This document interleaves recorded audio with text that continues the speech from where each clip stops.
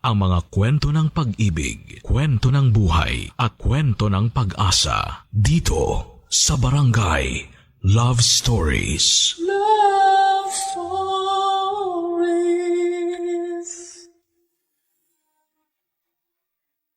Maraming pamilya ang nahihirapang tugunan ang kanilang mga pang-araw-araw na pangangailangan.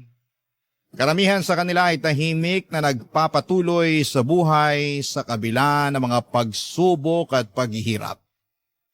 Ikaw, kabarangay, ano ang nararamdaman mo kapag nakakakita ka ng pamilyang salat na salat sa buhay? Dear Papa Dudut, magandang araw po sa inyo at sa mga kabarangay ninyo. Itago niyo na lamang po ako sa pangalang Bella. At gusto ko pong ibahagi sa inyo ang lahat ng hirap at pagsubok na pinagdaanan ko. 3 po kaming magkakapatid sa pamilya namin at nakatira lang po kami sa barong-barong na bahay sa isang squatters area dito sa probinsya. Ang papa ko po ay isang construction worker at ang mama ko naman ay isang selbedora sa isang maliit na kainan. Kahit na may mga trabaho po ang mga magulang ko ay hindi pa rin po ito naging sapat para matustusan ng lahat ng mga pangangailangan namin. At dahil walang-wala po kami, ito rin ang naging dahilan kung bakit elementarya lamang ang natapos ko. Pero kahit elementarya lang ang natapos ko ay ginawa ko pa rin ang lahat para makatulong sa pamilya, lalong-lalo na. At ako pa naman yung pinakamatanda sa aming magkakapatid. Araw-araw po akong nangangalakal para lang makaranas ng kaunting ginhawa sa buhay. Pero sa araw-araw na ginawa ng Diyos ay hindi naging sapat yung pangangalakal para umasenso kami sa buhay. Kaya ng mga panahong yon ay dito ko napagtanto na kung gusto kong umasenso sa buhay ay kailangan kong makapagtapos ng pag-aaral. Ang totoo po niyan, inggit na inggit po ako sa mga naging kaklase ko noong elementarya dahil karamihan sa kanila ay nakapagtapos na ng kolehiyo. At ang iba sa kanila ay nakapag-abroad na at doon ko na po napagtanto na kailangan kong bumalik sa pag-aaral kung gusto kong makaranas ng kaunting ginhawa sa buhay. Pero nagdadalawang isip ako na sabihin kina mama at papa ang kagustuhan ko na makapagtapos ng pag-aaral. Kasi sigurado ako na hindi sila matutuwa dahil ang gusto ng mga magulang ko ay yung magpatuloy ako sa pangangalakal para makatulong sa pamilya. Pero habang tumatagal, Papa Dudut, ay mas lalo akong nalalapit sa masaklap na katotohanan na walang magandang buhay na patutunguhan ang pangangalakal ko. Kaya naglakas loob na akong sabihin kay mama yung tungkol sa kagustuhan kong bumalik at makapagtapos ng pag-aaral.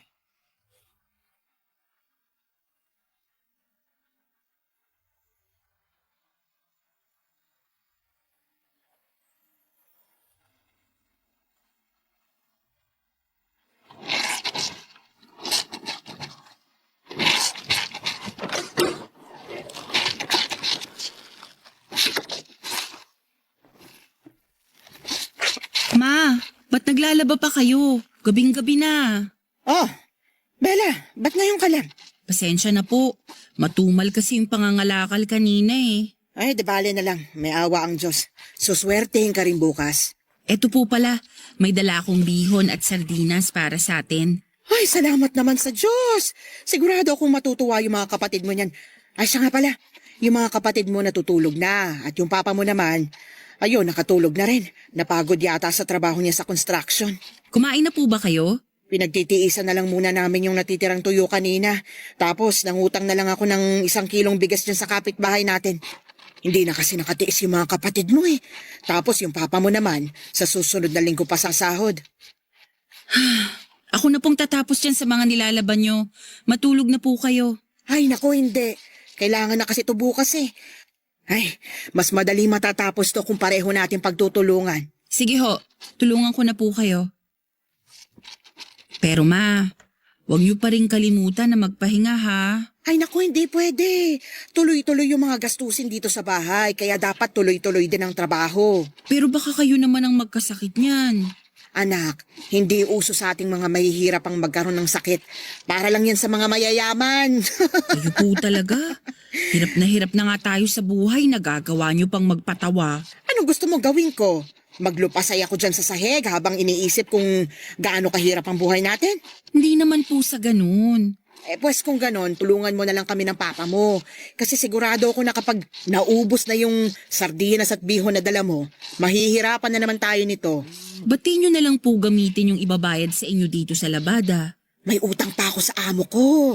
Kailangan kong bayaran yun kasi kung hindi, sigurado ako na hindi na ako pauutangin nun. Ma, may gusto sana akong sabihin sa inyo.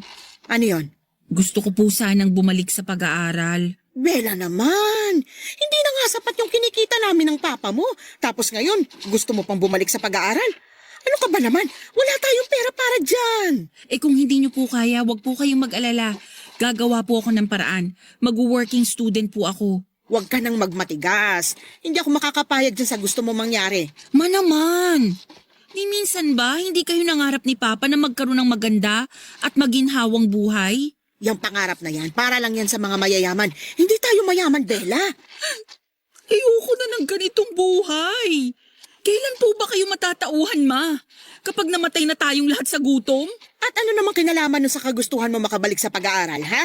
Dahil yun na lang ang natitira nating pag-asa para makatikiman lang ng konting ginhawa sa buhay. Kaya sige na naman no, parang awa nyo na, pumayag na kayo. Para din naman sa inyo to eh. Hindi. Mas lalo tayo mahihirapan kung itutuloy mo yung binabalak mo. Alam niyo po ba na nakapagtapos na ng pag-aaral yung mga kaklase ko noong elementarya? Yung iba nga sa kanila nangingibang bansa na eh. Kaya naman pala nagkakaganyan ka. So ano, naiinggit ka? Ganun ba yan? Oo, naiinggit ako sa kanila kasi hindi nila kailangan magtiis sa toyo at kanin. At mas lalo lang akong naiinggit sa kanila kasi hindi nila kailangan mga lakal para makaraos sa pang-araw-araw. Tigilan na natin to, Bella. Naririndi na ako sa mga pinagsasasabi mo. Alam mo, naghahanap ng kasambahay yung kaibigan ng amo ko. Total, nasa edad ka na naman. Siguro, panahon na rin para mamasukan ka. Mas gugustuhin ko na lang mga lakal at magpakahirap bilang working student ng sabay kesa mamasukan bilang kasambahay. Ang tanda-tanda ko na, pero elementarya lang ang natapos ko. Ayoko na ng ganitong pakiramdam, Ma. Diyos ko, Bella. Sigurado akong patay na kami ng papa at mga kapatid mo sa oras na makapagtapos ka na pag-aaral. Kaya sige na, huwag ka nang magmatigas. Sasabihin ko na sa amo ko na mamamasukan ka bilang kasambahay dun sa kaibigan niya. Pero Ma... Matulog ka na. Ako na magtatapos ng mga labada ko rito. Sige na, bago pa ako tuluyang mapikon sa'yo. Noong una ay tutol na tutol ako sa gusto ni Mama na pagtrabahuhin ako bilang kasambahay sa kaibigan ng amo niya. Kahit mahirap kami at salat sa buhay, may mga pangarap pa din ako at mga ambisyon na gusto kong maabot. Pero naiintindihan ko rin naman, Papa Dudut, kung bakit ganon mag-isip si Mama. Kasi karamihan sa mga kamag-anak namin ay nagtatrabahong kasambahay o di kaya ay nagtatrabaho sa mga karinderya. At siguro yun na rin mismo ang dahilan kung bakit hindi nakikita ni Mama ang halaga ng edukasyon. Wala akong naging kakampi sa kagustuhan kong bumalik sa pag-aaral. Kahit si Papa ay sumang-ayon din sa gusto ni Mama na pagtrabahuhin ako bilang kasambahay. Kaya wala akong naging choice kung hindi ang mamasukan bilang kasambahay. Lalo na noong makita kong naapektuhan na rin ang mga kapatid ko sa sitwasyon namin. Kasi may mga pagkakataon na nagkakasakit na sila dahil sa gutom. Siguro kung naging only child lamang ako ay hindi ako papayag na mamasukan bilang kasambahay. Pero mahal ko yung mga kapatid ko at ayokong maranasan nila yung hirap na dinanas ko. Kaya naman kahit mahirap ay pumayag na lamang ako na maging kasambahay para makatulong sa pamilya namin. 3 oras ang layo ng bahay kung saan ako namasukan bilang kasambahay. Sa totoo lang ay sobrang kinakabahan ako noon. Kasi sanay akong mangalakal pero hindi ako sanay na mamasukan bilang kasambahay.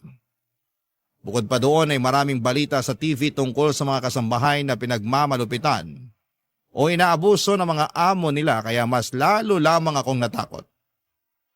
Ipinapasa Diyos ko na lamang ang magiging kapalaran ko bilang kasambahay. Ipinagdasal ko na lamang na sana hindi ako matulad sa mga kasambahay na nakikita ko sa TV na minamaltrato at hindi pinapasahod ng maayos.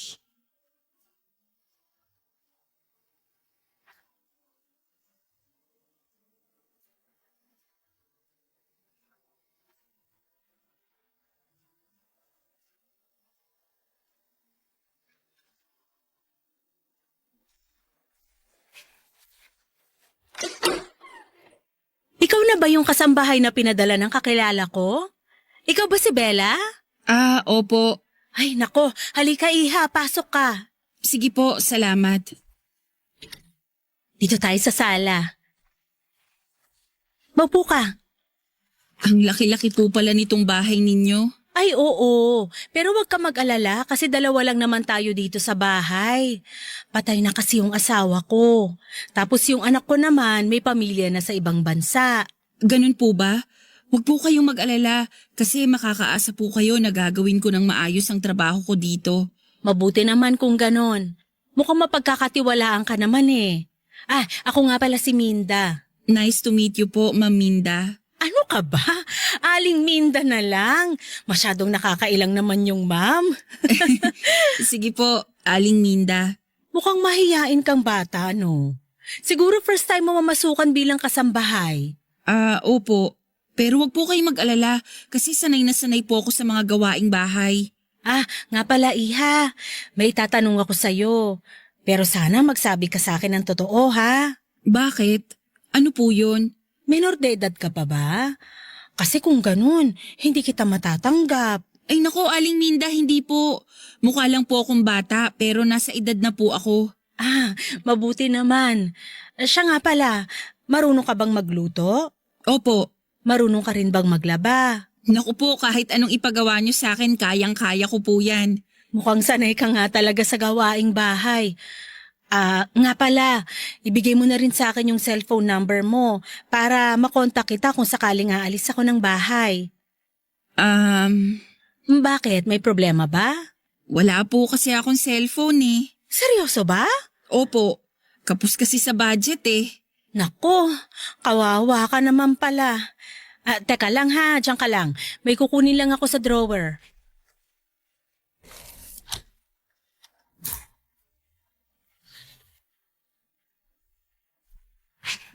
Eto. Aling Minda, para saan po tong cellphone? Sa'yo na yan. Seryoso po kayo? Oo, bigay sa akin ng anak ko yan. Matagal nang nakatambak yan sa drawer ko eh. At matagal-tagal ko na rin hindi nagagamit. Kaya sige na, huwag ka nang mailang. Tanggapin mo na. Naku, salamat po talaga dito ha. Wag po kayo mag-alala. Pagtatrabahuhan ko po ang ipambabayad ko dito. Ano ka ba naman? Huwag na. At least ngayon may magagamit ka na para matawagan mo rin ang pamilya mo kung sakasakali. Wala din po kasing cellphone si na mama eh. Pero di bali na lang po kasi nagbabalak na naman na akong ibili ng mumurahing cellphone si mama kapag sumahod na ako. Nakakatuwa naman. Napaka-family oriented mo naman palang bata ka. Pero ipapaalala ko lang sa'yo ha, na wag mong kalilimutan ang sarili mo. Matuto kang mag-ipon habang bata ka pa. Opo. Aling Minda, salamat po talaga ha. Ano ka ba? Wala yun. Siya nga pala, halika dito. May papakita ako sa'yo. Dalhin mo na rin yung mga gamit mo. Sige po.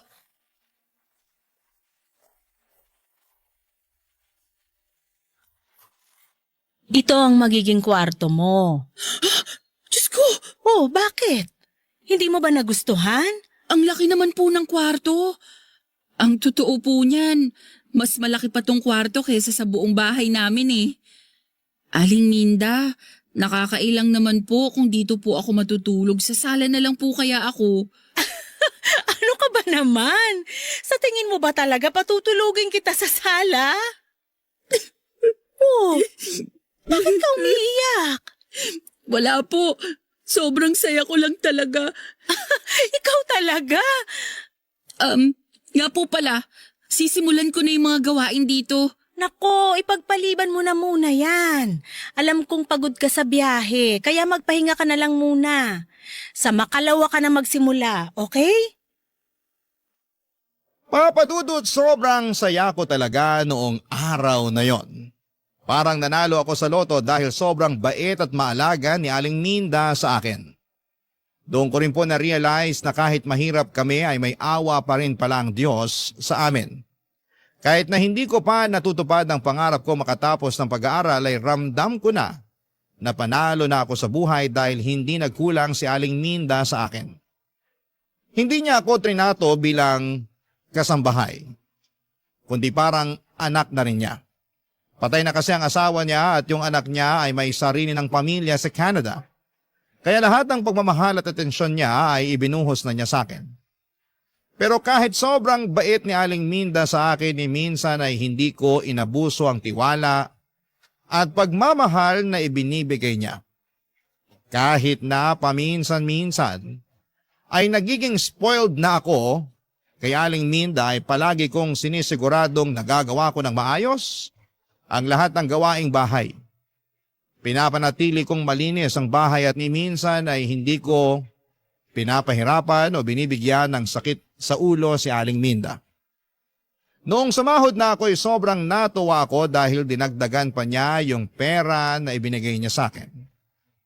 Agad-agad ko po itong pinadala kay mama yung sahod ko para makabili siya ng murang cellphone. At para na rin may pangtustos siya sa iba pa naming pangangailangan sa bahay. Sa totoo lang, Papa Dudut, naisip ko na kung si Aling Minda ang naging tunay kong ina, siguro'y mas maayos at mas naging komportable ang buhay ko kasi hindi niya ako kailanman pinabayaan. Palagi niyang sinisiguradong nakakain ako ng maayos at nakakakuha ng sapat na pahinga. Samantalang si Mama madalas ay tumatawag lamang sa akin para manghingi ng pera. Papa Dudut. Barangay Love Stories. Barangay Love Stories. Habang tumatagal ay mas lalo ko lang nararamdaman na wala nang pakialam si Mama sa akin. Dati nagagawan niya pa akong tawagan para kumustahin. Pero ngayon ay tumatawag na lamang siya kapag sumasahod ako para humingi ng pera. At ganon din si Papa. Wala akong magawa kasi hawak nila Mama at Papa ang mga kapatid ko. At kung hindi dahil sa mga kapatid ko, sigurado akong matagal ko nang pinutol ang ugnayan ko sa sarili kong mga magulang. Isang araw ay dumalaw ako sa bahay namin at sobrang nalungkot ako nang makita ko ang mga kapatid ko na tinitipid at kinakain yung toyo at kanin. At mas lalo lang akong naiyak nang malaman ko na ginagamit pala nila Mama at Papa yung perang pinapadala ko para sa amin sa pagtaya sa loto. Nag-away lang kami ng mga magulang ko noong araw na yon at umalis ako ng bahay namin na sobrang bigat ng kalooban. Sobrang naaawa ko sa mga kapatid ko kasi pakiramdam ko ako na lang talaga ang pag-asa nila. Simula noon ay wala namang ginawa sina Mama at Papa kundi ang sanayan sila sa hirap ng buhay. Hindi nga nila pinag-aaral yung mga kapatid ko. Napagtanto ko rin na hindi sapat na magkasama lang kayo bilang pamilya. Ano ang silbi ng isang buo at kumpleto na pamilya kung puro hirap lang naman ang pinagdadaanan nyo?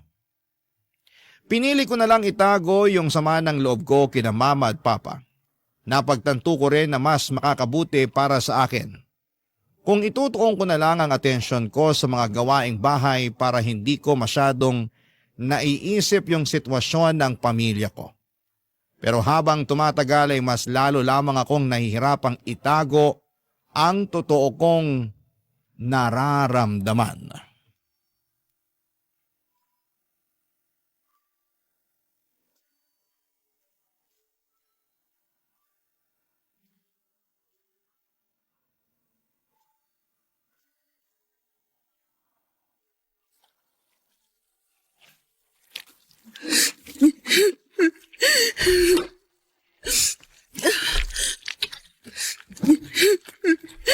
Hoy, Bella!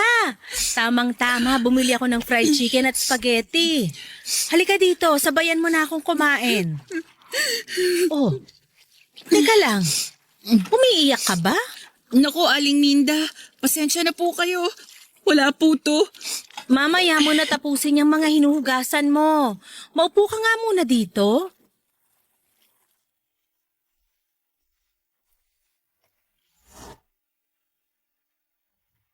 Bella, iha, tapatin mo nga ako. May problema ka ba? Pasensya na po talaga kayo, Aling Minda. Okay lang po ako. Ay, ang ayaw ko sa lahat yung pinagsisinungalingan ako. Sige na, magsabi ka sa akin ang totoo. Ano ba kasing problema, ha? Si Mama po kasi. O bakit? May masama bang nangyari sa mama mo? Wala naman po, pero habang tumatagal, mas lalo ko na lang kasing nararamdaman na wala siyang pakialam at malasakit sa akin. Ha? Paano mo naman nasabi yan? Nagpaparamdam lang kasi siya sa akin tuwing sumasahod ako eh. Malay mo, baka abala lang sila sa paghahanap ng pera. Pagpasensyahan mo na lang yung mama mo. Isipin mo na lang na ginagawa nila ang lahat para sa mga kapatid mo para hindi ka na malungkot. Mabuti po sana kung ganun, pero hindi eh. Anong ibig mong sabihin? Nung pumunta po kasi ako sa bahay noong day off ko, napag-alaman ko po na ganun pa rin ang sitwasyon namin sa bahay. Hanggang ngayon, nakikita ko pa rin na nagtitiis sa toyo at kanin yung mga kapatid ko. Tapos sa loto lang po napupunta yung perang pinapadala ko kina mama. Iha naman, ba't ngayon mo lang sinabi sa akin to? Ang totoo po niyan, wala naman po sana akong balak na sabihin sa inyo to eh. Pero Tahan na, iha. Ganun talaga ang buhay, parang gulong. Minsan nasa ibabaw, minsan nasa ilalim. naku po Aling Minda, pakiramdam ko nga po palagi na lang akong nasa ilalim eh. Pero palagi mo ring tatandaan na patuloy pa rin tong umiikot. Kaya wag na wag kang panghihinaan ng loob. Kapit lang, ha? Salamat po talaga. Alam niyo po, napagaan niyo ang loob ko. Hindi man ako sinwerte sa pamilya ko, pero di bali na lang po. Kasi swerte naman ako sa amo ko. Nako, ikaw talaga ng bola ka pa. Hindi ka na iba sa akin. Ang totoo niyan, miss na miss ko na yung anak ko na nasa Canada ngayon. Pero simula nung namasukan ka sa akin, nawala na yung pangungulila ko sa anak ko. At ganun din po ako sa inyo, Aling Minda. Simula nung namasukan ako sa inyo, nakalimutan ko po yung sakit at paghihinagpis na pinagdaanan ko kay mama. Kasi tuwing kasama ko po kayo, parang kayo na rin po yung mama ko. Napupunan niyo po yung lahat ng pagkukulang ni mama sa akin. Nako, tigilan na nga muna natin tong drama na to. Pasensya na po talaga. Kumain na lang muna tayo. Sige po. Nga pala, matanong lang kita. May bala ka pa bang bumalik sa pag-aaral? Yun na nga po eh. Matagal ko na pong pangarap na makapagtapos ng pag-aaral, pero dahil kapos kami sa pera, hindi na ako nakatungtong ng high school. So ibig mong sabihin, elementary lang yung natapos mo? Parang ganun na nga po. Naku Bella, sobrang mahalaga na nakapagtapos ka, iha. Kung hindi ka nakapagtapos, mahihirapan kang makamove on sa buhay. Iba pa rin yung nakapagtapos kasi dito ka nagkakaroon ng mga opportunity para magkaroon ng mas magandang buhay. Kaya ikaw, pagdating ng panahon, sana tapusin mo yung pag-aaral mo, ha? Siyempre naman po, Aling Minda. Sa katunayan nga, may naitabi na po akong ipon. Talaga ba? Opo, nang dahil na rin sa inyo. Hindi po kasi kayo kuripot tuwing nagbibigay kayo ng sahod eh. Naku, wala yun. Ano ka ba? Deserve na deserve mo yung binibigay ko sa yung sahod. Kasi nakikita ko yung sipag mo sa pagiging kasambahay ko. Alam mo ba na yung dati kong kasambahay dito? Naku, sobrang tamad. Kailangan ko pang utusan para lang gumalaw. So ano pong nangyari sa kanya? Ayun, pinalayas ko. Naku, kawawa naman pala. Mabuti na lang talaga at ginawa ko yon. Kasi kung hindi, malamang hindi kita makikilala. Kung sa bagay. Nagpatuloy yung mga masasayang moments namin ni Aling Minda noong mga panahong yon, Papa Dudut. Unti-unti nang nawala yung lungkot na nararamdaman ko. Kasi nandyan palagi si Aling Minda para iparamdam sa akin na may nagmamahal sa akin. At may tao pa palang nagmamalasakit sa akin. Habang pinaparamdam sa akin ni Aling Minda yon, kabaliktaran naman ang nangyayari kay Mama. Ganon pa rin siya. Tumatawag lamang o nagpaparamdam lang kapag sumahod na ako. Nung una'y nahirapan akong tanggapin yon, pero habang tumatagal, unti-unti ko na ring na-realize na hindi na talaga magbabago si Mama. Mahirap mang tanggapin ang katotohanan, pero kailangan. Nang mga panahong yon ay inisip ko na lamang yung mga kapatid ko. Mahal ko sila. Kaya nagpaalam ako kay Aling Minda na gusto kong umuwi sa bahay namin tuwing Sabado at Linggo para makasama ko sila. Mabuti na lamang at pumayag si Aling Minda. Kaya tuwing umuwi ako ay lagi kong sinisigurado na may sapat na pagkain, sina Mama at mga kapatid ko. Nilinaw ko rin kay Mama na ayoko na silang makita na kumakain ng toyo at kanin. Akala ko noon ay tuloy-tuloy na talaga yung mga magagandang nangyayari sa buhay ko. Pero isang araw habang papunta ako sa palengke, may nangyari na hindi ko po inaasahan. Na-snatch yung bag ko at kasama sa natangay noong snatcher ay yung wallet ko at yung pera na ipapadala ko sana kay Mama. Mabuti na lang po talaga at hindi natangay yung cellphone ko kasi nasa bulsa ko yon. Aligaga at nataranta ako noong mga oras na yon. Hindi ko alam kung ano ang gagawin ko dahil malaking pera yung nawala.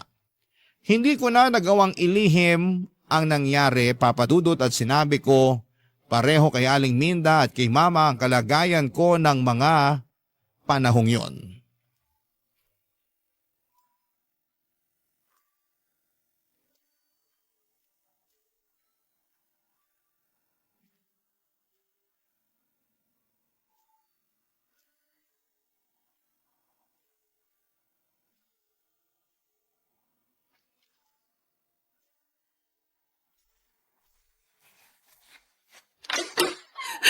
Bella! Kuya! Ano nangyari sa'yo? Bakit ka umiiyak? At ba't mukhang takot na takot ka? Aling Minda. Kumalma ka nga! Ano ba kasing nangyari sa yung bata ka? Aling Minda. Sorry po talaga. Ay, maupo ka nga muna dito sa sofa. Sabihin mo na sa akin kung anong nangyari sa'yo. Mapagkakatiwalaan mo ko. Ano ba kasi yon para matulungan kita? Aling Minda, tinangay po kasi nung snatcher yung bag ko. Ano? Pasensya na po talaga. Hindi ko na po nabili yung pinapabili ninyo sa akin sa palengke. Kasi natangay na rin ng snatcher yung perang binigay niyo sa akin. Diyos ko! Sorry po talaga, Aling Minda. Ano ka ba naman? Ang importante, ligtas ka. Mabuti na lang talaga at walang masamang nangyari sa'yo. Huwag mo nang isipin yung perang tinangay nung snatcher, ha? Hayaan mo na, pera lang yon. Salamat po talaga. Pero, si Mama po kasi, Bakit? Anong problema sa mama mo? natangay din po nung snatcher yung perang ipapadala ko sana sa kanya. Sigurado kung maiintindihan ka ng mama mo, Bella. Matutuwa yun na ligtas ka. Sana nga po. Aling Minda, labas muna ako saglit ha. Tatawagan ko lang si Mama. O sige.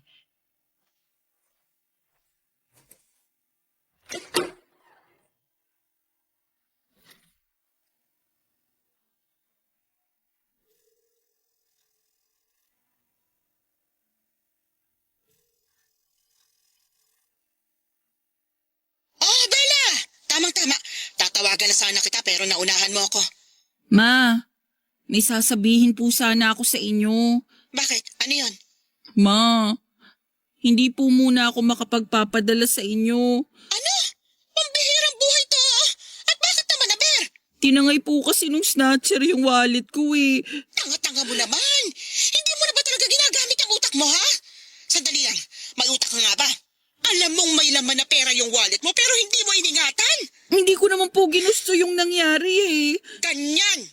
Ganyan mga tuwira ng mga bobong katulad mo. Paano ngayon yan? Kailangan namin yung pera na ipapadala mo. Utang na loob, ma. Nabiktima po ako ng snatcher. Takot na takot po ako nung tinangay nung snatcher yung bag ko. Oh, so kaninong kasalanan yan? Hindi ba't kasalanan mo? Naku, Bella, gawa mo ng paraan yung perang ipapadala mo sa amin. Naku, sinasabi ko sa'yo. Tinawagan ko po kayo kasi nagbabaka sakali akong madamayan ninyo ko. Pero mas lalo lang sumama yung loob ko sa inyo ngayon. Ang kapal na mukha mo para pagsalitaan ako ng ganyan? Nagkakaganyan ka ba porkit kumikita ka na ng sarili mong pera? Nagkakaganito po ako kasi hirap kayong umintindi. Wala na kayong ibang inisip kundi pera, pera, pera. At bakit? Sinong gusto mong isipin ko? Ikaw? Oo, kasi simulat sa poll, hindi ko naramdaman na nanay ko kayo. Walang hiya ka? Hoy, Bella, tandaan mo na hindi ka mabubuo at mabubuhay sa mundong ito kung hindi dahil sa akin. Sige na po, papatayin ko na to. Baka makalimutan ko lang na nanay ko kayo pag pinagpatuloy pa natin to. Bastos kang bata ka. Bella!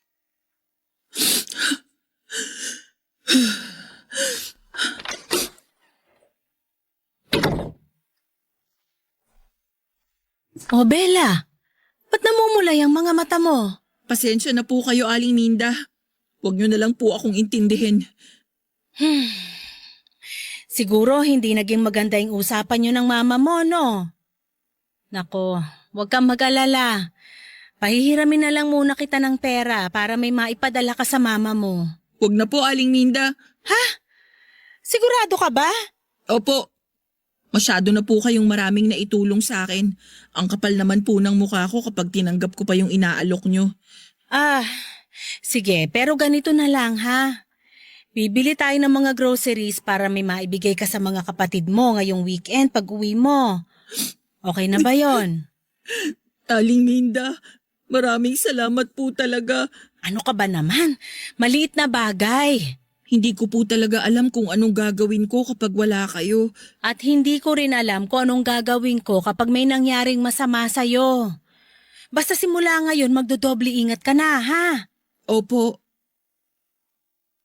Nang mga panahong yon, Papa Dudut ay napapagaan pa ni Aling Minda ang nararamdaman ko. Pero habang tumatagal ay hindi na naging sapat yung pagdamay sa akin ni Aling Minda. Kasi tuluyan na akong kinain ng depression. Nung una'y nagagawa ko pa ng maayos ang mga gawaing bahay. Pero habang tumatagal, unti-unti na akong nawawala ng gana sa buhay. Pero kahit na sobrang bigat na ng nararamdaman ko, pinilit ko pa rin na magtrabaho. Pero bigla-bigla na lamang akong napapaiyak ng walang dahilan. At habang tumatagal ay napagtanto ko na malalim at matindi ang sugat na iniwan ni Mama sa puso ko. Isang sugat na hindi niya kailanman maiintindihan. Dumating din sa puntong hindi na ako dumadalaw sa bahay namin kasi pakiramdam ko. Kapag nakita ko pa ang pamilya ko ay lalo lamang akong malulubog sa lungkot at depression. Nakokonsensya din ako kapag naiisip ko yung mga panahong yon kasi alam kong napabayaan ko ang mga kapatid ko dahil lang sa hindi namin pagkakaintindihan ni Mama. Tuwing day off ko ay nasa kwarto na lamang ako natutulog kasi pakiramdam ko ay nawala na ng saysay ang buhay ko. At dahil halos araw-araw na lamang akong nasa bahay ni Aling Minda, napansin niya na unti-unti na akong nagbago. Sa simula ay palagi kong sinasabi na ayos lamang ako na wala akong problema. Pero habang tumatagal, mas lalo na akong nahirapan na ilihim ang nararamdaman ko. Unti-unti nang bumigat ang loob ko at hindi ko na maitago ang lungkot at sakit sa puso ko. Dahil dito, Papa Dudut, hindi na rin napigilan ni Aling Minda na mag-alala sa akin. Barangay Love Stories. Barangay Love Stories. Sinabi ko kay Aling Minda na magre-resign na lamang ako bilang kasambahay kasi hindi ko na talaga nagagawa ng maayos ang trabaho ko dahil sa depression.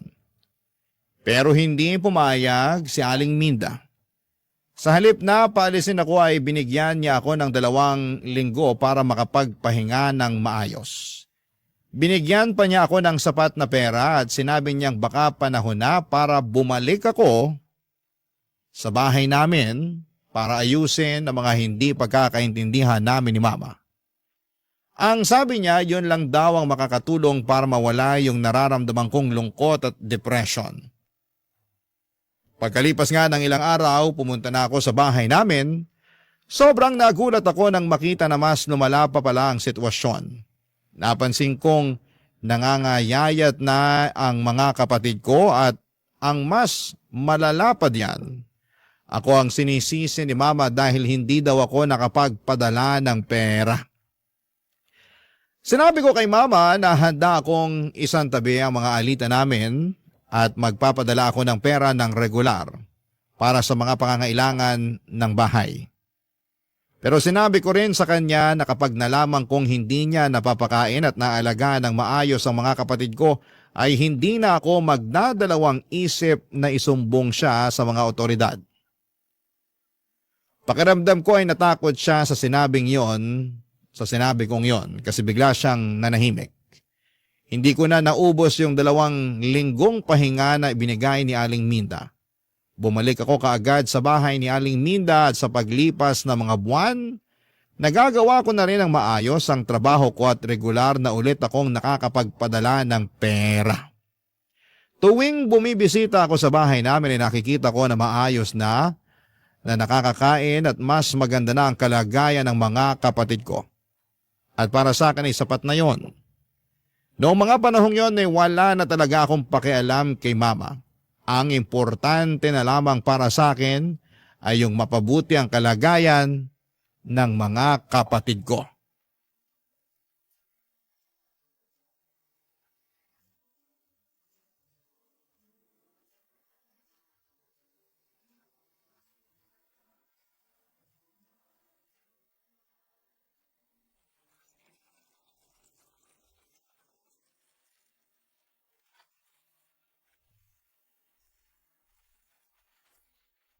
Aling Minda, good morning po. Good morning din sa'yo, Iha. Magkape po muna kayo. Maraming salamat. Gusto niyo po ba ng makakain? Pwede ko po kayong ipagluto. Wag na, okay na ako dito sa kape. Sige po, balikan ko na lang po kayo. Tatapusin ko na muna yung mga labada. Sandali lang, maupo ka muna dyan. Bakit po? May kailangan po ba kayo? Mamaya mo na tapusin yung mga labada. Mag-usap muna tayo. Sige po. Kamusta na kayo ng mama mo? Okay naman po kami. Napansin ko rin na maayos nang nakakakain ng mga kapatid ko. Natakot ata nung pinagbantaan ko siya na isusumbong ko siya sa mga otoridad kung hindi niya aayusin yung pag-aalaga sa mga kapatid ko. Tama yan. Yung mga kapatid mo na lang munang pagtuunan mo ng pansin nang sa ganon, hindi ka mabaliw sa kakaisip dyan sa mama mo. Kaya nga po Nga po pala, Aling Minda, gusto ko po sanang humingi ng tawad sa inyo. Oh, bakit naman? Kasi naging pabigat ako sa inyo noong mga panahong nagkaroon ako ng depression. Bella, ni minsan, hindi ka naging pabigat sa akin. Yan ang palagi mong tatandaan. Maraming salamat po talaga. Siya nga pala, anong grade na yung mga kapatid mo? Hindi po kasi nag-aaral yung mga kapatid ko Ano? Seryoso ba? Opo. Kasi sigurado akong mahihirapan lang kami ni Mama kapag sabay-sabay namin silang pinag-aral ngayon. Pero wag po kayong mag-alala kasi pinag-iipunan ko na po yun. Pangarap ko po talaga na makapagtapos kaming lahat ng pag-aaral balang araw. Kawawa naman pala. Ay. Bella, may gusto akong ialok sa'yo. Ha? Ano po yun?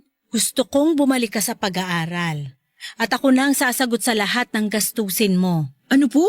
Seryoso po ba kayo? Oo naman. Mabait at matalino kang bata, Bella. At deserve na deserve mo yung ganitong klaseng oportunidad. Maraming salamat po talaga, Aling Minda. Ang dami-dami niyo na pong naitulong sa akin. Hindi ko na po alam kung paano ko pa kayo pasasalamatan. Basta ipangako mo sa akin na pagbubutihin mo yung pag-aaral mo, ha? Opo, Ano ba naman yan? Huwag ka na ngang umiyak. pasensya na po talaga.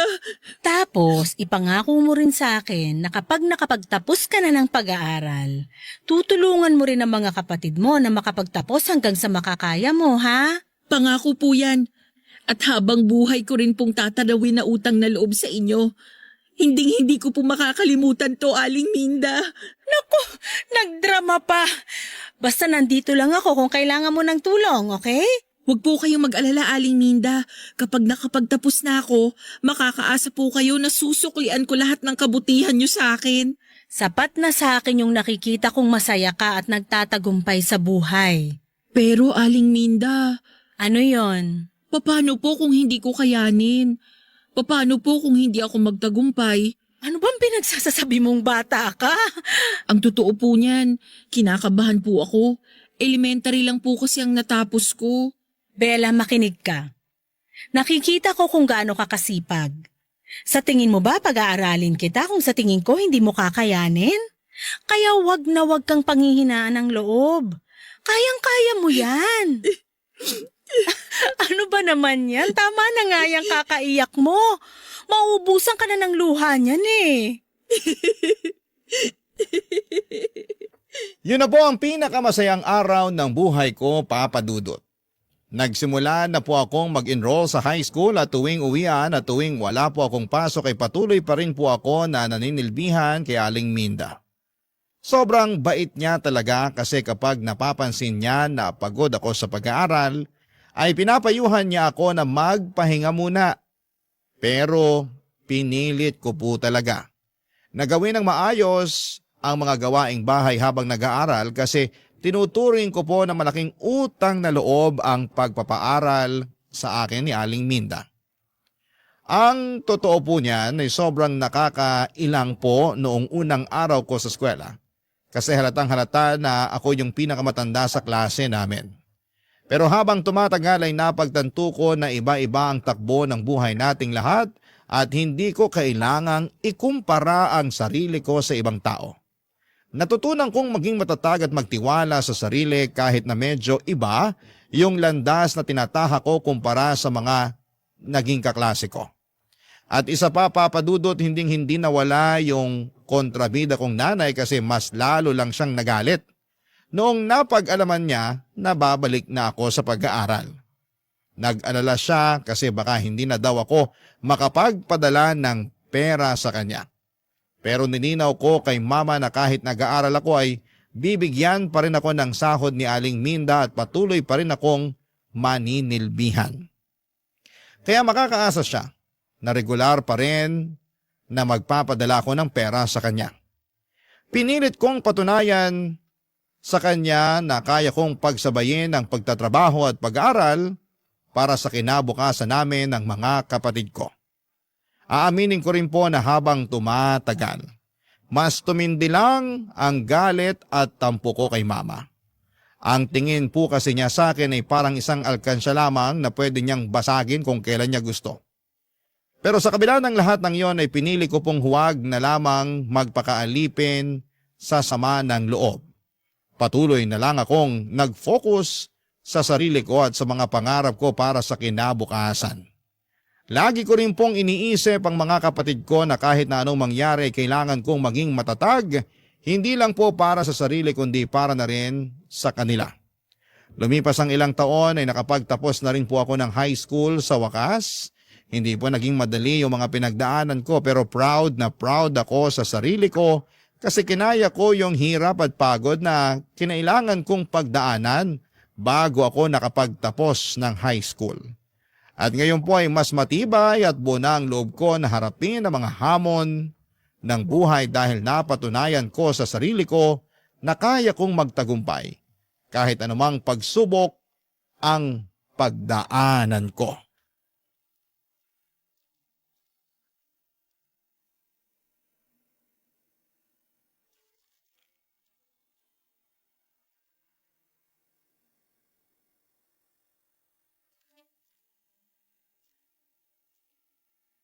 Bella, iha! Congratulations! Thank you po, Aling Minda. Ilang araw na lang at makakagraduate ka na ng high school. Hindi ko po akalain na darating pa ang araw na to. Pero eto na, mangyayari na siya sa wakas. Proud na proud ako sa'yo, iha. Oh, teka lang, huwag kang iiyak ha. Baka mamaya magdrama ka na naman dyan, kilala kita. At dahil dyan, magse-celebrate tayo. Ho? Magbihis ka, kakain tayo sa mamahaling restaurant. Naku po, wag na. Mapapagastos lang po kayo niyan eh. Ano ka ba? Huwag mo na ngang isipin yan. Basta magbihis ka na dyan, babalikan kita, okay? Ay, sige po. Dapat pagbalik ko nakabihis ka na, ha? Oh, maiwan muna kita sandali. Si Aling Minda talaga. Hello? Bella, Bakit po? ubos na yung perang pinadala mo nung nakaraan. Huwag po kayo mag-alala, magpapadala ulit ako ng pera sa inyo sa Makalawa. Mabuti naman kung ganon. May iba pa po ba kayong kailangan? Wala na, yun lang. Di nyo man lang ba ako kukumustahin? Ano ba, Bella? Ang drama-drama mo naman. Ay, marami pa akong kailangan gawin dito sa bahay. Alam nyo man lang ba na papalapit na yung graduation ko? Ano? Teka lang. Paano ko naman malalaman hindi mo naman sinabi sa akin na gagraduate ka na pala? Talagang hindi nyo malalaman. Kasi ni minsan hindi kayo nag-abala na kumustahin ako. Kasi ang tingin nyo lang sa akin, parang ATM na pwede nyong pagkunan ng pera kung kailan nyo gusto. Bella, anak, congratulations. Huwag ka na magtampo sa akin, oh. Sige nga po, bigyan nyo po ako ng isang magandang rason para hindi ako magtampo sa inyo. Dahil nanay mo pa rin ako. Pero ni minsan hindi kayo naging nanay sa akin. Ang yabang-yabang mo naman. Porket nakapagtapos ka na ng pag-aaral, nagkakaganyan ka na? Wala pong kinalaman yung graduation ko sa tampo ko sa inyo. Yung sa akin lang naman po, sawang-sawa na ako sa pinaparamdam nyo sa akin. Kapal ng mukha mong babae ka? Naka-jackpot ka lang ng amo na may kaya? Akala mo kung sino ka na? Yung amo na sinasabi nyo, ang nagsilbing nanay ko sa mga panahong hindi kayo nagpakananay sa akin. Ah, talaga ba? Bakit? Dahil mayaman siya at mahirap lang kami ng papa mo? Ganun ba yon? Hindi! Dahil sa kanya ko lang naranasan yung pagmamahal ng isang tunay na ina. Siya ang pumuno ng lahat ng pagkukulang ninyo.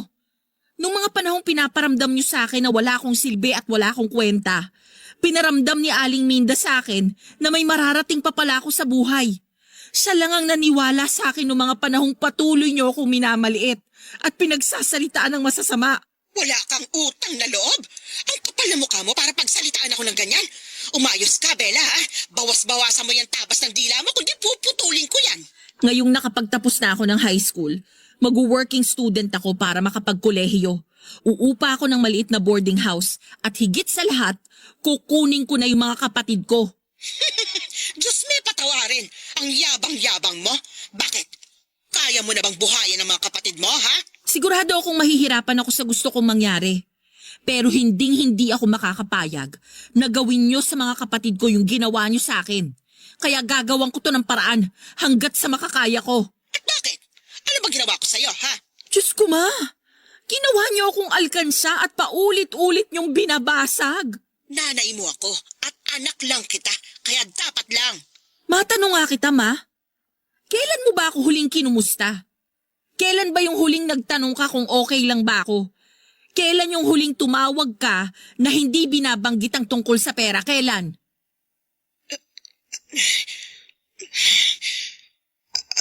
Di kayo makasagot, no? Pues ako na po ang sasagot para sa inyo. Kasi ni minsan, hindi nyo ako naisip. Sige na po, tatawagan ko na lang kayo ulit kapag handa na yung pera ninyo.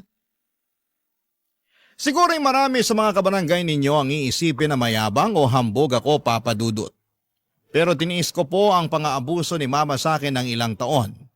Siguro kaya ko nagawang sagutin si Mama ng ganon kasi napuno na ako sa pagmamalupit niya sa akin at may hangganan din naman ang pasensya ko. Pero sa puntong ito ay handa na akong manindigan at ipagtanggol ang sarili ko laban sa mga taong umaabuso sa akin. Lumipas ang ilang araw at sa wagas ay nakapagtapos na rin po ako ng high school. Si Aling Minda umakyat sa entablado para isabit sa akin ang medalya ko. Sobrang saya ko po noong araw na yon at makalipas ang ilang linggo, sinabi ko kay Aling Minda ang kagustuhan ko na makapag-kolehiyo. Umupa ng maliit na murang boarding house, maging working student at higit sa lahat ay kunin ng mga kapatid ko. Noong una ay sobrang nagulat si Aling Minda dahil alam niyang hindi ito magiging madali kasi hindi naman daw kalakihan ang allowance na natatanggap ng mga working student at sigurado din siya na mahihirapan lamang ako sa pag-aaral ko kung maghahanap pa ako ng additional income. Kaya makalipas ang ilang araw, inalok ako ni Aling Minda na handa raw siyang tulungan ang mga kapatid ko. Nung una ay tumanggi ako pero nagpumilit siya hanggang sa pumayag ako. Napagkasunduan namin ni Aling Minda na kapalit ng pagpapatira niya sa amin ng mga kapatid ko sa bahay niya ay patuloy pa rin ako na maninilbihan sa kanya kahit na nagwo-working student ako. Ngayon po ay nasa kolehiyo na ako at nag-aaral sa kursong Mass Communication. Ang mga kapatid ko naman ay pinag-aaral na din ni Aling Minda at para makabawa ay sinisigurado kung palaging maayos at malinis ang bahay. Sobrang saya ko dahil mukhang nagkakasundo si Aling Minda at ang mga kapatid ko. Siguro hindi na siya nagdalawang isip na kupkupin sila dahil hanggang ngayon ay nangungulila pa rin siya sa anak niya na nasa Canada. At nang kinuha ko ang mga kapatid ko kay Bama, hindi na po siya tumanggi. Siguro ay alam na niya na mas magiging magaan ang buhay nila ni Papa kung wala na silang pinapakain. Kaya pumayag din sila na kunin ko ang mga kapatid ko. Hanggang ngayon ay wala pa akong kontak kina Mama at Papa at wala rin akong balak na kausapin sila. Panahon na lamang ang magsasabi kung kailan ko sila muling mapapatawad. Papa Dudut, dito ko na muna tatapusin ang kwento ko at maraming salamat po at binigyan ninyo ako ng pagkakataon na maibahagi sa inyo at sa mga kabarangay ninyo ang pinagdaanan ko. Ang inyong forever kapuso at kabarangay, Bella. Kwentuhan naman tayo dito sa comment section.